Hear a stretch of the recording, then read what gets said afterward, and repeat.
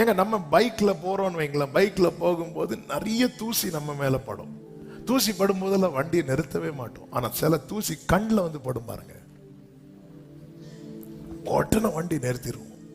ஏன்னா கண்ணில் பட்டதுமே நம்ம கொலாப்ஸ் ஆயிரும். ஆண்டவர் சொல்ற, ஒண்ணு ஒருத்தங்க பேசும்போது நான் பார்த்து ரசிச்சுட்டு இருப்பேன்னு நினைக்கிறேன். ஆண்டவர் அமலேக்கை குறித்து சொல்லும் போது என்ன சொல்லுவார் பாருங்க. 1 சாமுவேல் 15 2வது வசனத்தை பாருங்கள். சேனைகளின் கர்த்தர் சொல்லுகிறது என்றால், இஸ்ரவேல் எகிப்திலிருந்து வந்தபோது அமலேக்கு அவர்களுக்கு வழிமறித்த செய்கையை மனதிலே வைத்திருக்க. இந்த மேட்டரை இஸ்ரவேலரே மறந்திருப்பாங்க.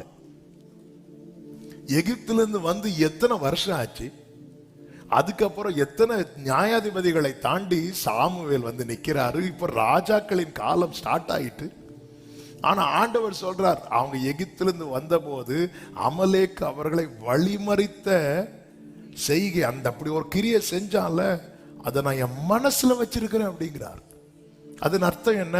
அதை நீ உன் மனசுல வைக்காத, அதை நான் என் மனசுல வச்சுக்கிறேன். அதனாலதான் கர்த்தர் என்ன செய்கிறார் பாருங்கள். அமலேக்கு என்ன வளர்ந்தாலும் கர்த்தர் இல்லாமல் ஆக்குகிறார்.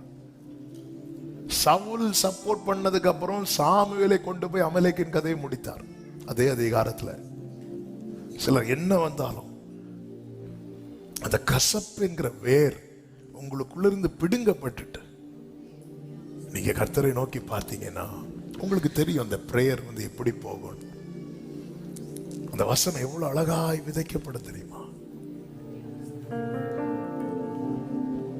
நான் எதுக்கு இதை சொல்லுகிறேன் என்றால், நம்மை நாமே ஏமாற்றக்கூடாது. நான் இன்னைக்கு ஃபாஸ்டிங் பிரேயர் அட்டன் பண்ணிட்டேன், அதனால எனக்கு அது நடக்கும் இது நடக்கும். கர்த்தர் கிரியை செய்வதற்கு ஏதுவான ஒரு ஸ்பேஸ் நம்முடைய வாழ்க்கையில வேணும். கர்த்தர் உங்களை ஆசீர்வதிப்பாராக. ஆமென்.